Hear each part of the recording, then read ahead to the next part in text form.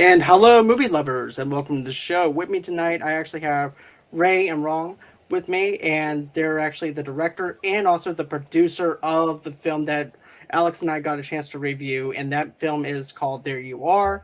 And I just want to say, like I told you before we went live and everything, I was really moved by it. Alex was moved by this film and things like that. This film, well, actually, it's actually relatable. To be honest with you, it's about a girl who's trying to deal with grief at the same time, trying to be there for her father, but also too trying to be the strong one for her father as well. And that was just something that was very relatable. This actually feels like a Pixar film before they would actually get started with the actual film. This feels like a Pixar film in a sense. But my question is this: Alex and I were both wondering, was this like stop animation? Was this 3D animation? What kind of animation process did you guys use for this? Because this is very unique in its own way. It's like you use different blends of different animation. Okay, let me answer this. Okay. Actually, it's all 3D animation. It looks like a stop motion because we actually got the inspiration from a lot of stop motion films like Caroline and what else? Fantastic Mr. Fox and the Missing Link. I like the Leica studio. Actually, it's one of my favorite studios. So when I did the 3D process, I took a reference from their films. And when I did the shading and the texturing, I deliberately mimic the style. So it might look like a stop motion. And as you remember, there is a paper cut style in the Right. middle of the films. Actually, it's all 3D, but I Oh try to wow. make it look like a cut out animation. So, as actually for that part, I took a reference from one of my favorite directors, Jamie Callery. He did a lot of successful commercials, and I'm a huge fan of his work. So, That's yeah, great. yeah, the whole film is all 3D. And you see, I could tell with the paper cut animation though style because here's the thing: one of my favorite songwriters and also bands is called Blue October, and they actually use that kind of thing. In it's called Into the Ocean, and they actually used that kind of animation to tell the story that they wanted to tell. So I was actually thinking, okay, is this part of the 3D animation and paper animation? What kind was it? It was like you used all the blends together and it just worked out perfectly well. It was perfectly well balanced on how you used the colors. The color scheme was just awesome, to be honest with you. And Thank who you're very welcome. And I have a quick question. Who played those two characters? Actually got some help from because we are all like USC students. So this is our thesis project. So for especially for race thesis. So we actually got some help from the USC drama school. So those casts are from amazing USC drama school. So they helped us to work on this film. Really appreciate that. Yes, they That's are very awesome. talented voice actors. Yeah. And tell me a little bit about yourselves. How long have you guys been doing this? Is this something that you've always wanted to do? Is this your first project? Tell me a little bit about how you guys got started into doing this. Actually, we started to make There You Are. We have the rough idea in 2019, but we changed it a lot because at the very beginning, we have a totally different idea of it. But we knew we wanted to create a story about unresolved grief. But the first version is more about a poetic film, so it's more abstract. So we thought that there might be five environments. So we try to use maybe five abstract environments to describe the process of grief, like from the anger, depression, and to denial and acceptance. Yeah. But when I pitched my first idea to my classmates and the professors, they feel like it's hard to understand. So I feel like there was no story at all. It's too abstract. Yeah. And so from 2020 in spring, we decided to change our idea to a more narrative story. So from that moment, we started dig deeper into the research. We did a lot of kind of paper research and watching some movies about grief and some books. And Ron did a lot of research. You can talk about. Okay. Yeah. Yeah. So actually, yeah, because first we want to make it abstract because we want to describe the 5 stages of grief. So, however, it doesn't work well because people feel like it's it's still too abstract to see to watch those. So I think I'm sorry. John, are you Are you still here? still here?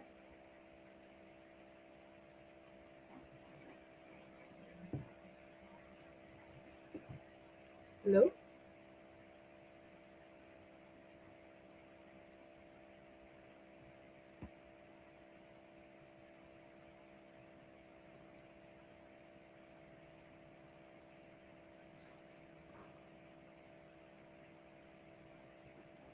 Hello. I think we lost you, Joe.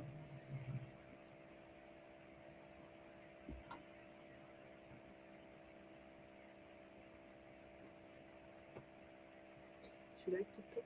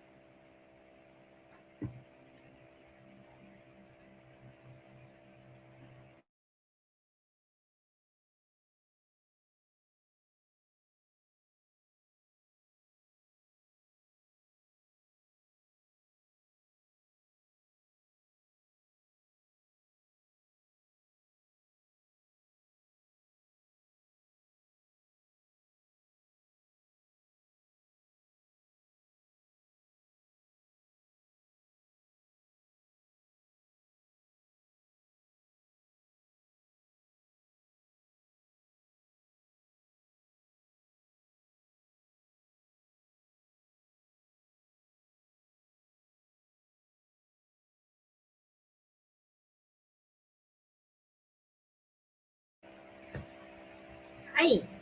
Hey, sorry about that. I had some technical difficulties for a second. I do No problem. apologize. No So, problem. no, go on ahead and tell me the rest of your story. I am so sorry about that. No problem. No problem. Where should we start? Okay. So, anyways, let's go back into it for a second. So, basically, you were saying your professors and everything thought it was a little bit more complex than what it actually is, and things like that, and therefore they didn't know which way you guys were going to go with it. And then, what wrong? Tell me a little bit more about yourself and things like that on how you guys got involved. Yeah. So, actually, at that time, I also have the story to. I also have the project for a grief story. So we kind of work together with that. So firstly, for the abstract, okay, we feel it's not good, right? And then we settle down and think about, okay, we need a narrative story. So Right. what should we do next? So there should be characters, right? Characters in the environments to do something that's could craft a story. So we did lots of research because we, even though we experienced our loved one passed away, but we don't in a situation of the girl. So we did tons of research in a paper between the paper in the papers and films, TV shows, and documentary, even music. So we just try to put ourselves into their shoes. It's like we want to feel what it's really feeling and what's the family dynamic around there. What would happen Right. to this character? What would she thoughts? What's what's going on? So it's like tons of research is doing there before we actually settle down this story. Okay. And you know what though? That's something that I really find unique is, at first it's not working out well. You have to do a lot more research than what you thought. And then you develop this artwork. This artwork is just phenomenal when you look at it. I'm going to be honest with you. I like like I said, I like the whole entire color scheme. And also too, it's very relatable because everybody goes through things in their own way. You have the father who's trying to move on from his wife's death, and at the same time you have the struggle with the other main character that's trying to be the strong one for her father. And my question is this: what did the mother actually die from? Because you didn't really describe on how she died, but I'm assuming cancer or something like that inside the hospital. But I liked how it goes from the hospital, and then after that, it goes from the hospital to her passing away. Now it's just the father and her, and trying to figure out what they're going to do with their lives now. Now that the mother's not the strong one to actually stick this family together anymore. And that's something that I really feel like that people can relate to. And you guys did your research. You guys definitely did your research on how to actually target a certain theme for this film. And get this, Ray, I actually commend you with using the animated style of Coraline, because even my girlfriend said this. She said this looks like a Coraline kind of animation kind of style, and I'm like, yeah, it actually does feel like a Coraline kind of style film, and I commend you on that, both of you guys, on what you guys did with it. So another thing though too that I wanted to really dive into as well is this. How long did it take you guys to make There You Are? Actually, the whole process is about a year. As I mentioned before, we started in 2020, and in 2020 in summer we did the storyboard, and then I turned the when I was satisfied with storyboard, I turned the 2D storyboard into 3D layout, and then we actually the story parts took us a lot of time to revise. There are so many iterations because we need to make sure the story is good enough. Then we will move on to the visual design and then 3D rendering and more technical stuff. So for I think, yeah, the whole process is a year. We try to make it on time because I have to deliver my thesis project in May. Oh wow. Okay. So therefore you're actually pressing for time when you guys were making this film though too. So that's another thing that's really impressive with this, to be honest with you. And yes, my girlfriend, as a matter of fact, she commented in the live chat though too. She goes, yes, that's exactly what it reminded her of, is Coraline. And she said that's also awesome that you all had help from such talent. And I think that's a beautiful thing. You guys work well together, and it's perfectly well balanced on how you guys work with together. Because I feel like if there was like any type of not no chemistry within the project itself, it wouldn't be as beautiful as it is. To be honest with you, and you can tell the chemistry is there behind the scenes, versus if it wasn't there at all. And I got to tell you, this movie, if I was the Oscars people picking this out, I would definitely be picking this out to win. To be honest with you, for the animation style, it's original. It's got a meaning behind it. It has a message behind it. It's everything that you're hoping that it will be, and people can relate to it. Like I said, and the research that you guys did was fantastic. I just want to point that out there. Thank you so And much. you're very welcome, because I'm being flat out honest with you. Like, I was just flabbergasted at the fact this is 6 minutes long, but within the 6 minutes that we have, there's a lot of meat to actually digest. There's a lot of stuff that you can tell within a 6 minute film. And that's the beauty of making a short film, is you can make it relatable. And of course, it's actually hard to do a 6 minute film, but if you are able to slowly get the crowd in and to make it relatable, you have a story to tell, and that's exactly what you have. Yep. And how does where you live influence and how and what you make is also another thing two of us wondering about. Okay, actually, Ron and I all experienced family members passed away in the past 5 years. Okay. And in our traditional families, actually, adults usually avoid talking about grief. And actually, I know they did it out of some kind of sort of kindness, but I feel like I missed a lot in my life. I don't understand why we couldn't teach young people to face it properly instead of skipping it. So that drives me to make the story about grief. Yeah. I can see that. To be honest with you, I mean, I lost family members in my past, even recently, and stuff like that too. It's a very sad process to actually go through. But like I said, I think people need to see this film to be able to get over a certain hump in their life, to where they can actually grieve over somebody that they lost. And also, too, whatever crack foundation that they're going through, that they can actually see some light at the end of the tunnel as well. And I also said this during my review. I said this to Alex. I said, the picture is a foreshadowing of the crack in the foundation of how the main character feels Yeah. and everything. And this foundation is just broken. It has this nothingness because of the fact that there's a certain woman that glues these two characters together, and because she's not there, it they're lost. They're lost in their own way, and they're struggling each in their own individuality and stuff like Mhm. that too. And everybody deals with grief in a different way. And I Yeah. like how at the end of this film, she's actually okay with him dating Gina. Mhm. And then of course it goes into the fact that, what, I'm going to do my thing, Dad. You do your thing. I don't want to intervene with that. At first, I told Alex, I said, at first I thought that she was actually giving him a hard time again. But then Alex was like, no, no, no, no. This is not the way I see it. And then I see it as her grieving in her own way of things getting better. So therefore, she's going to hang out with her friends. And he's going to go on ahead and be with Gina, and they're going to do their own thing. And then once he explained that aspect to me, I was like, okay, it changed my whole entire perspective of the transformation of that character within that 6 minutes of it, because it could actually feel like that because of the way that it's actually being presented.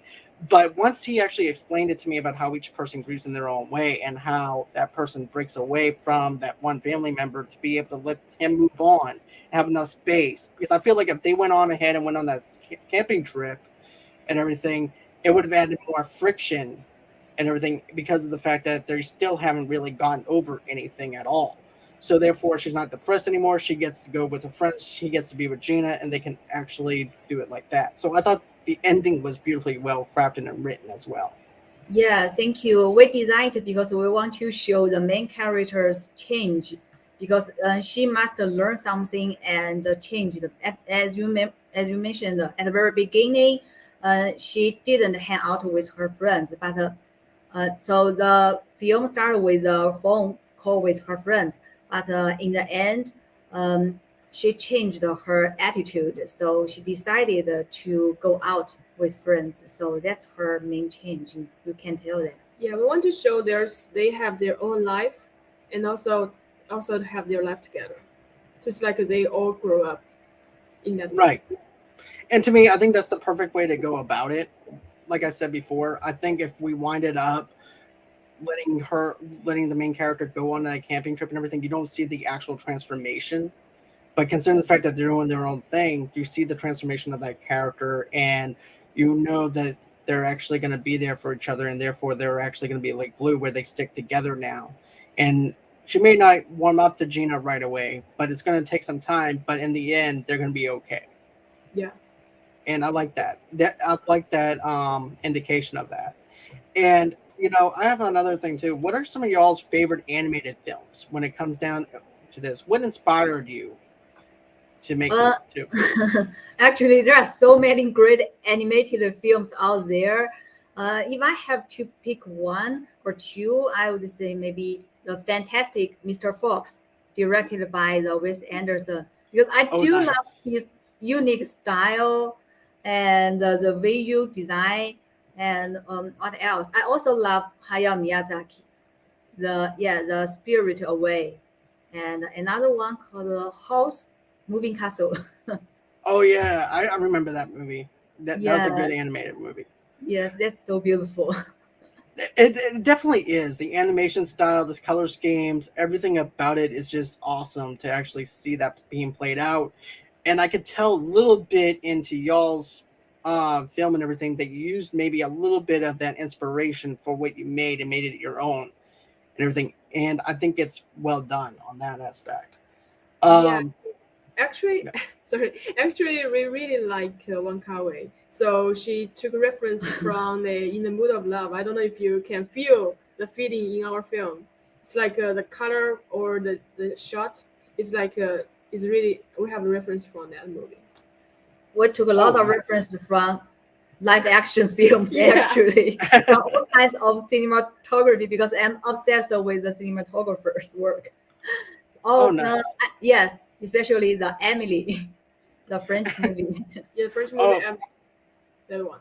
And also we don't want it to make it very like too serious, you know. So it's a serious topic. It's already a sad topic. We don't want it to make it very sad. So we just twist it a bit to make the character feels more like light and normal. So to adjust the feeling of the movie. Right. You want to have that balance to where it can balance Yeah. off each other and everything to where, you know, it has an equal balance of it. And I think that you guys played the narrative off really good with it, to be honest with you.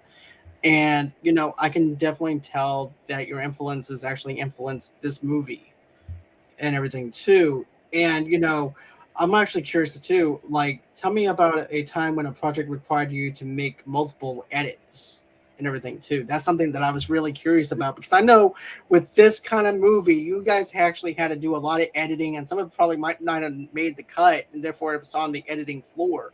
So I'm actually curious about that too. There you are required a lot of edits actually, because yes, we we did. You can talk about because you gave me a lot of suggestions to revise it.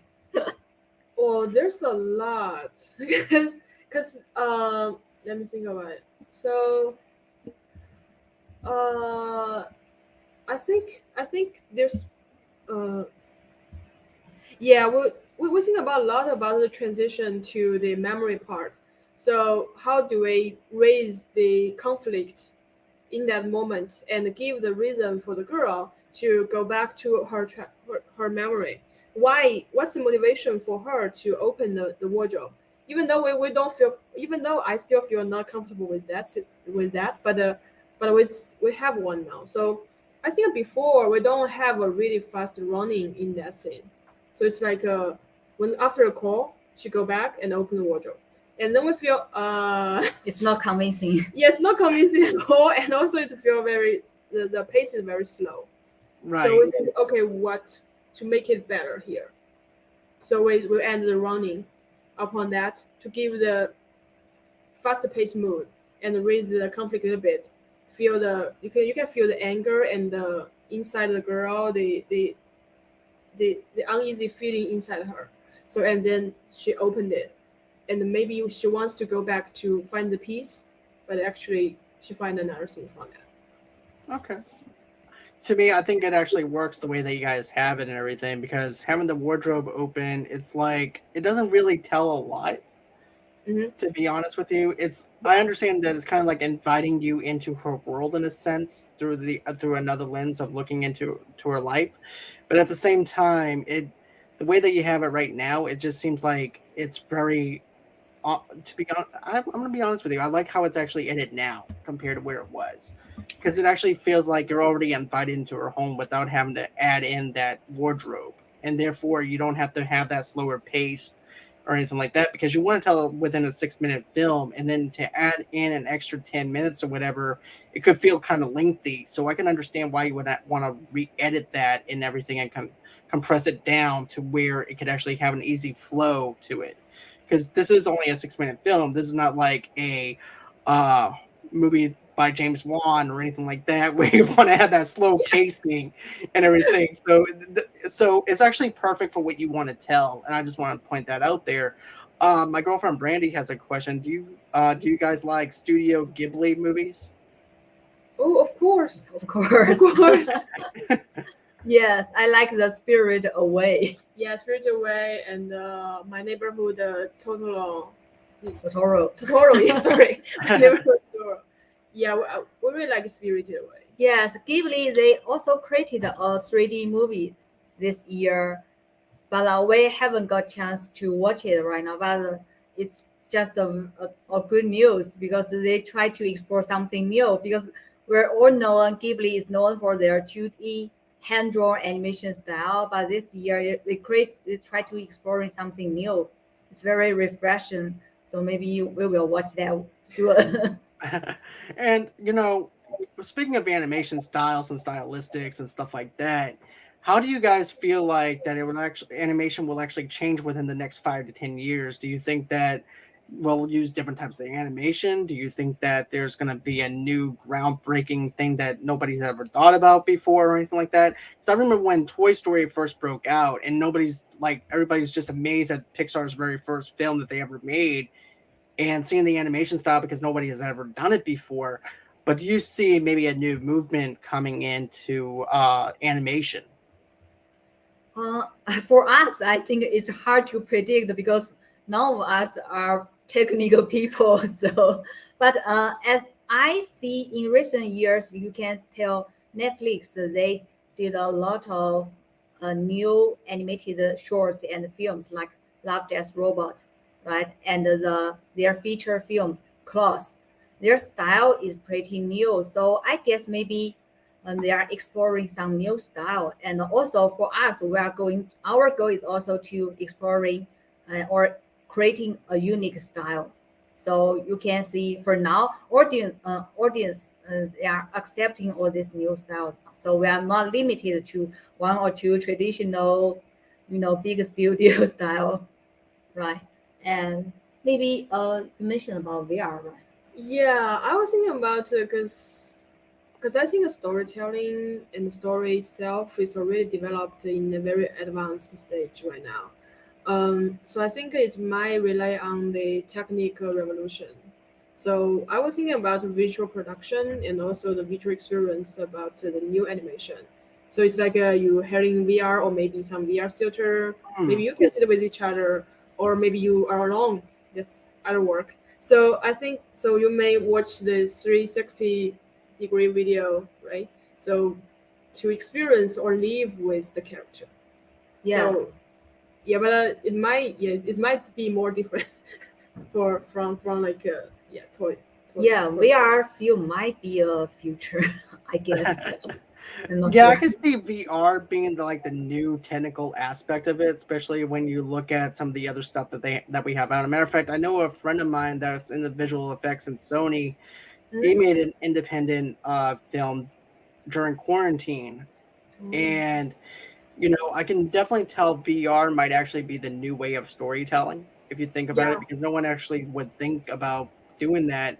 Then again, people are like, "Oh, I don't know if I want to wear a headset for 2.5 hours." Well, my thought Yeah, process is this though too. You're putting glasses over glasses if you're doing a 3D movie. So what's the yeah, point?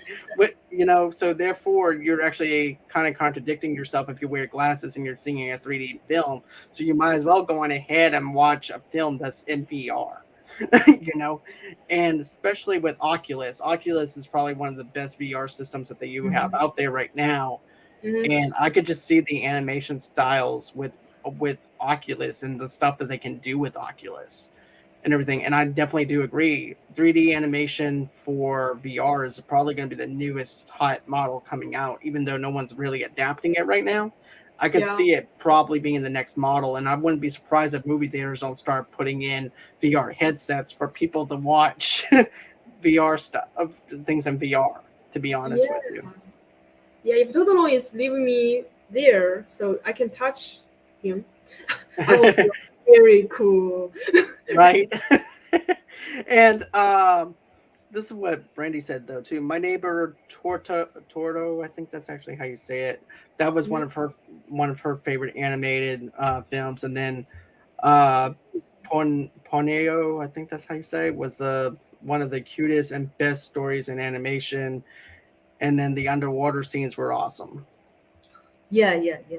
I Yeah, love that one exactly. too. The character design is so cute.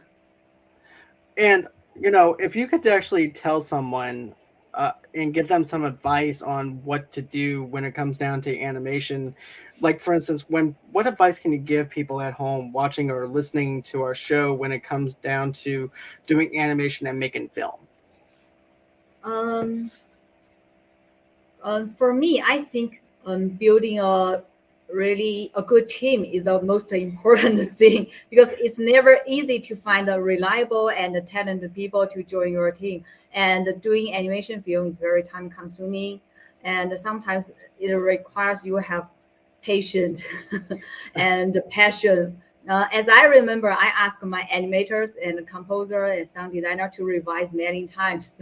So, and I feel like they are very professional, and I'm so lucky. I could have a lot of iterations, which would make my film better. And what else? Maybe another advice is to making a very reasonable production schedule and make sure you stick to the schedule, um, because we want to make it delivery on time. Exactly. Yeah, Because time schedules and everything, even with doing a podcast and stuff like that, can be very time consuming. And also, too, you want to be able to have everything in a perfect and organized way. Otherwise, it's just going to become like not oversaturated, but just like it feels like overworked because of the fact that you didn't schedule certain things and stuff like that at the way that you should have done it with time management and things like that. So I can definitely say that doing time management and learning how to schedule certain events would actually help you and benefit you in the long run. You know, yeah. and another thing though too, this is actually just a little fun question that I just want to Okay. ask you guys because here's the thing, I like to have a little bit of fun here, and that is if you could pick any animal, what would your spirit animal be? Actually, today we just did a test online about the spiritual animal, and my test result is raccoon. I don't know why. I thought is it because of my black eye bags, like a raccoon? But it turns out, oh, raccoon is smart and confident, and what else? Curious. So okay, I accept that. Yeah, Raccoon. because before she thought she might be eagle or something, Oh, some more cool cooler. animals. Like her house, oh, raccoon. But what about for you, Ron? I'm just kind of interested in what your spirit animal would be. Yeah, my test result is the wolf. Yeah, which Wolf, is cool.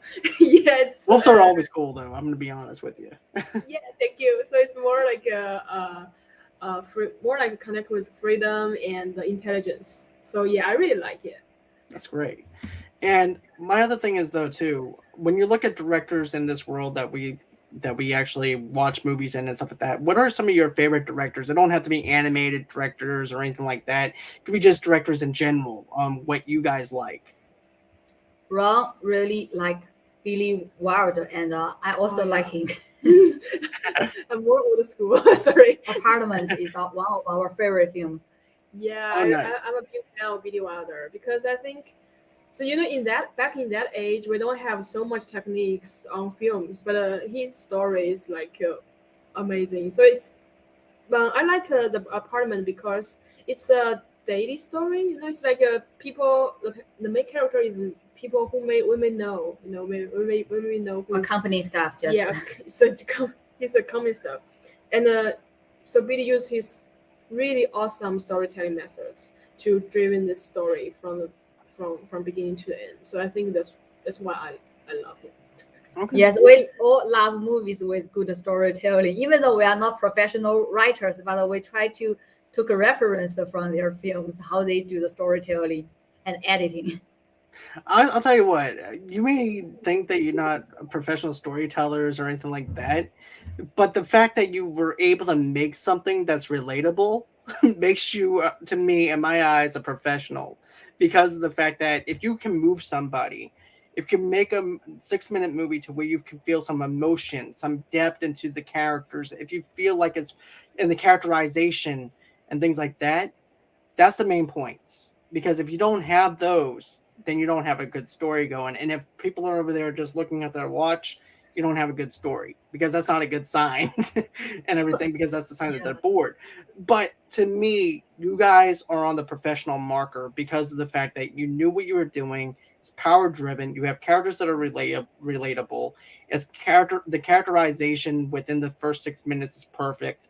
This movie is perfectly well executed in so many aspects of it. I cannot stop bragging about it or talking about it because that's how great of a job that you guys did. And like I said, you guys have an act for this. I can see you guys in another couple of years and coming back to the HollyShorts film festivals and coming back out with something else. And is there any other genres that you would like to actually work on? I mean, is animation your biggest thing that you love, or is there other projects outside of animation that you would like to go further on? We actually we also created a video game based on the same story. the video game is also called There You Are. So That's 15 pretty minutes cool. experience. Yeah. So, okay, my question is this: when it comes down to the video game aspect of it, is it like a Telltale game where basically you're making choices for that character, or is it based off of, you know, the plot is basically trying to help somebody in the game with depression and stuff like that? What how is the video game different from what the anime um that you made? Yeah, so for the video game, we actually it's more like you can think it's like Life is Strange. It's that side. So you actually act as a main character Sue, and you can just stick it around her room and talk to her father, and you make choices with her father too. So and also you need to do some interactivities to with the room and with yourself, with your inner emotional world. So it's more detailed, I can say. So, but it's really different storytelling ways I like that. to animation and the games. Yes, you make choices, and your choices will result in two different endings. Yeah. You see, I like that aspect because here's the thing: you can actually develop Sue the way that you want to develop her versus how you Yes. perceived her on screen, and then also too you have the back and forth with the father on the choices that you make. The father remembers what you make, the choices that you make, and then his dialogue reflects off of that. So therefore, you're teaching consequences with action and everything, and you're developing a character that's based off of the viewer's choice. And I think that's actually a smart way to go about it. And who knows that you might actually affect though later on though too. The person that might be playing the game might be going through depression, might be going through some dark times in their lives, and this game could actually help them while they're helping Sue. They're helping themselves though too. So I can Yeah. see it going on both ends where this game could actually be something bigger than what it is outside of the animated video that you guys have as well. Yeah, yeah. We also got some comments from our player. They said, "Yeah, for she to move on, I'm more like she's holding on." So you can see the different perspective from the player. That's really I good. like that. That's pretty sweet, to be honest with you, to be able to play a game like that. That's actually a smart marketing tool and everything too. Now, is this game on where can you actually find the game on? I'm just Yeah, it's right now on itch.io. It's a release candidate, so we haven't make it into Go. okay, So we want to have a small group to test it around to see how the market or how of course. everybody react with this story. Yeah, first. Yeah, Yeah, but so far we got many good response. Yeah. that's great though. I'm just thrilled for you guys. I know this might be a little bit of a shorter episode and stuff like that what I normally do, but I love the passion that the both of y'all have and the chemistry that both of y'all share with your storytelling. And this movie is very intriguing as well. And there's a lot of people that lost people during COVID during this year that could actually relate to this, and maybe they could actually feel better within. I mean, for a little while, they could feel better and everything, and maybe they might seek counseling. Maybe they might want to figure out ways to move on from whatever that's actually hurting them. And that's the beautiful thing about There You Are, because there's so many doors that you can actually open with this. And I believe in your film so much that I brag about it to an independent director that I'm friends with and stuff like that, just explaining the plot details, going into the dynamic of everything. And he's like, wow, I wish I could actually see it. I said, hopefully it'll actually make its run sometime where people can watch it and everything. But you have to check this out because it's a beautiful, well written film, perfectly well balanced, perfectly well executed. The characterization's there. It's very depth, it's deep, and it's deeper on a deeper level than anything that I've seen. Even though I like Coco with Pixar and stuff like that and how that moved me and things like that, this film within 6 minutes knows what it is. It doesn't have a misidentification of what the film is or anything like that. Because some films I'm like, I don't know about that. I don't think that they know the self-identification of the film. But with this, I actually know the self-identification of it. And it's a 6 minute film. You're in, you're out, but you also feel a lot of emotion. So I just want to say congratulations on your film and your success on this, because you guys should both be proud of yourselves for what you've made here. Thank you. Thank you so much. Thank you. Thank you. Thank you. You're very welcome. Because I'm being serious. Like, there's a lot of films that move me, but there's not films out there that makes me just just make me pour out crying and makes me want to just hug someone that's going through something like that. And that's what your film is. It's about healing, self-healing. It's about trying to be there for somebody else and putting your difference is aside for somebody else that's grieving. So, I have to say congratulations to the both of you guys. And, where can everybody follow you if they want to follow you and all that other good stuff? Actually, we have a small studio called Funky Dango. The name is a little stupid. Because Hey. we all have dangos, so it's called Funky Dango. That's pretty cool, though. I mean, it's unique. It's original. Nobody would actually think of that. So. Is there anywhere else that people can follow you at? Or is that the only studio? Yeah, we also have the There You Are animation ins. So search There You Are animation, could find our ins. And also I think Twitter is the same name. Yeah. We have the same name now on Twitter too. Okay. Yeah, those two where you guys can follow us. We also have Funky Dango. Okay. And do me a favor, guys. After this is over with, email me that information so I can put that in the description so people can follow you, because I'll put that in the descriptions later on while I'm editing everything. So, so the way I can help you guys out with getting some followers and things like that for this. You're very welcome. So, guys, that's going to be it for our show for tonight. I just want to thank Ray and Rong for being on here, taking their time out of their day or night to be able to do this interview. I'm sorry for the technical problems earlier. I do apologize for that. But no problem. Thank you so much for being understanding. Thank you for interviewing us. Thank you so much, John. You're very welcome. Both of you are very welcome. And of course, guys, if you guys want to, go ahead and follow me underneath Movie Lovers and TV Lovers Unite on Instagram, Facebook, and Pinterest. Those are all the places that you can find me there. If you want to watch me embarrass myself, all you have to do is go to TikTok at Movie Lovers Unit 001. That's how you can actually watch some PR videos of me and stuff like that, of doing different things. Of course, guys, we're actually doing a little charity event for the people that for Hurricane Ida in Louisiana. Of course, you guys can go ahead, purchase a Scentsy, and all the proceeds go over to the Red Cross, and that's how you can donate over there. But of course, if you guys want to donate to us, how do you do that? You just go to GoFundMe.com/Movie Lovers Podcast, and that's how you can donate $5 over here.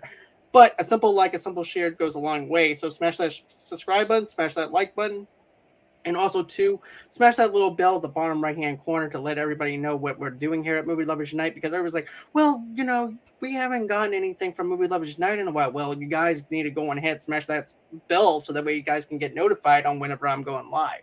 Another thing, too, is go on ahead and go over to Twitter and follow me underneath Movie Lovers Unit over there. Of course, you guys can go on and ahead and get an audio-only podcast episode of our show where you guys get your podcast from. But go to Good Pods. Good Pods is a great place if you want to rate us, want to interact with us, tell us what you liked about our show, tell us what you didn't like about our show, so that way we can actually do a better job for you. And then, of course, if you want to sponsor and would like to be on our show, just go ahead, email me at movieloversunite@gmail.com, and that's everywhere you guys can reach me at. Thank you, Ray. Thank you, Rong, for taking the time out once again. And always, until next time, guys, it's been real. It's been fun. I can't wait to do this again. And bye-bye. Bye.